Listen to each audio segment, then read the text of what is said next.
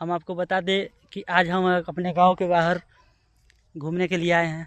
रोज़ की तरह हर रोज़ की शाम की तरह आज का शाम भी इतना सुहाना है। और यहाँ देखिए, ये हमारे भाई, छोटे भाई मनीष सिंह जो यहाँ बैठे हुए हैं। हम इनसे आज कुछ सवाल करेंगे। क्या है भाई? बढ़िया है भाई साहब। तब क्या कर रहे हो यार यहाँ पे? बस ऐसे ही अपने खेतों के बारे में सोच रहे थे कि अब रोपाई का सीजन चालू हो गया। तो भाई कैसा चल रहा है? मौसम तो बहुत सही लग रहा है। मौसम तो बहुत बढ़िया है भाई साहब, इसीलिए हम ये खेतों को देखने और घूमने के लिए आए हैं। जैसे आपको वहाँ दिखा दे कि वो देखिए, वो क्या बोलते हैं, क्या है वो भाई? नील गाय है। अच्छा। जैसे खेतों को नुकसान पहुँचाती है, जैसे धान की रुपाई हुई है तो उन्हें ही खाती होंगी, चढ़ती होंगी, जैसे वो फसल का नुकसान होता है। ये देखिए गाइस, यहाँ पे नील गाय, यहाँ नए जहाँ धान की खेतों की रुपाई हुई है वहाँ पे अभी नील गाय चल रही हैं। और वहाँ पे कुछ लोग भी हैं जो उन्हें भगाने की कोशिश कर रहे हैं।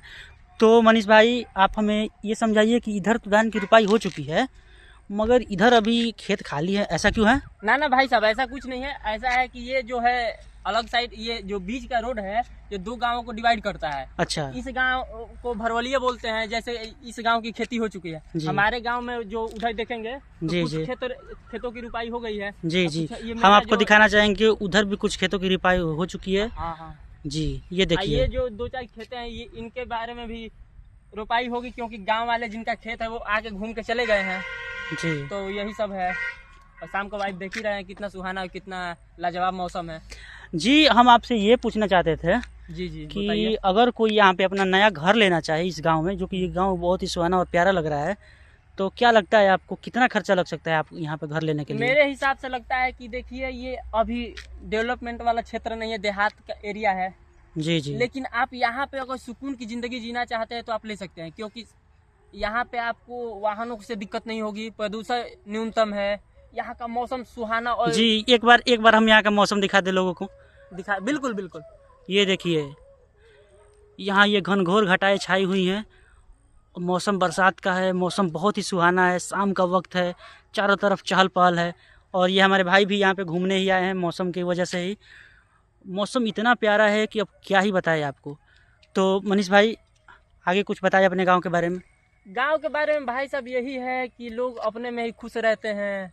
यहाँ पे किसी का कोई दिक्कत नहीं है, एक दूसरे की परेशानियों में लोग एक दूसरे का साथ देते हैं।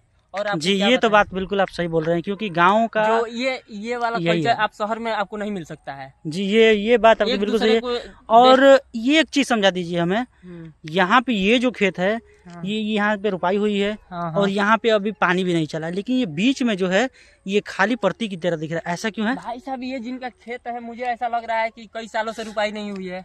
जी जी, ये मुझे भी लग रहा है। शहरी क्षेत्रों में रहते होंगे, गाँव में नहीं रहते होंगे।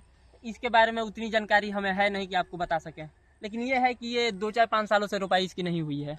अच्छा, ये हम आपसे पूछना चाहते थे कि जो नील गाय सब हैं, ये जो घूम रही हैं ऐसे खुलेआम, तो ये तो किसी की मतलब पालते पोसते हैं होंगे नहीं, ये तो ऐसे ही खुले जानवर हैं। तो क्या इन्हें सुरक्षा है या फिर इनके लिए कोई खतरा है? भाई साहब, सुरक्षा तो इन लोगों को इसी क्षेत्र में है।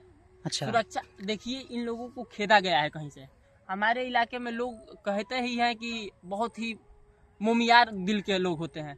अब जैसे कि अब देखिए, किसी के खेत में पड़ा है, किसी को मतलब नहीं है, वैसे ही अब वो लोग भी कहाँ जाए भाई, जानवर का ही भूमि है, हम लोग तो कब्जा किए हुए हैं।